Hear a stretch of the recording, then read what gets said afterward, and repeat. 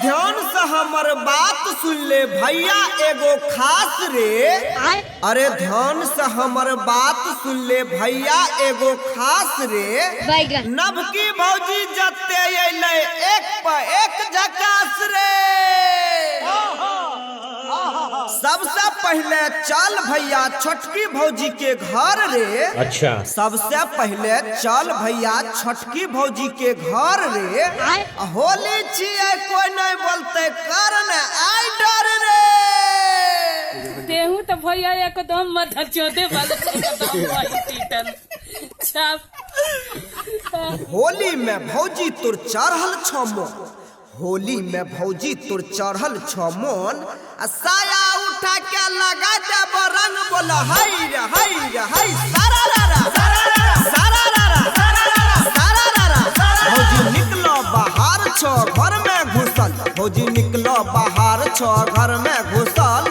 तोरा खातिर हमर पिचकारी रुसल बोल हई रे हई रे हई सारा रा सारा रा सारा रा।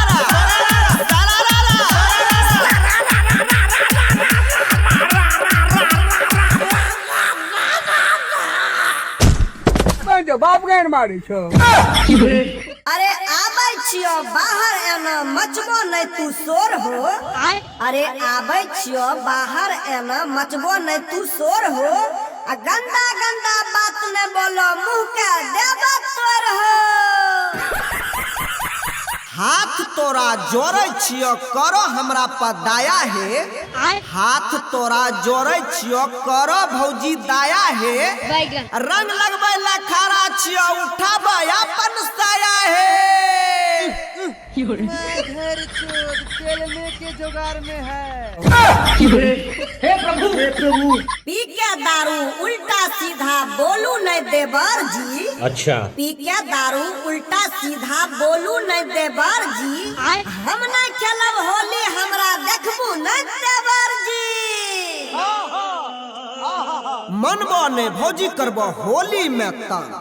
मनबो ने भौजी करबो होली में तंग। तोरा चोलियो में देब तोरा ढोलियो में रंग बोल हई रे हई रे हई सारा रा सारा रा सारा रा सारा रा। होली खेला लिया रंग बाल्टीन में घोर के। होली खेला लिया रंग बाल्टीन में घोर के। हे भौजी रंग दन चोली बटन अपन खोल के।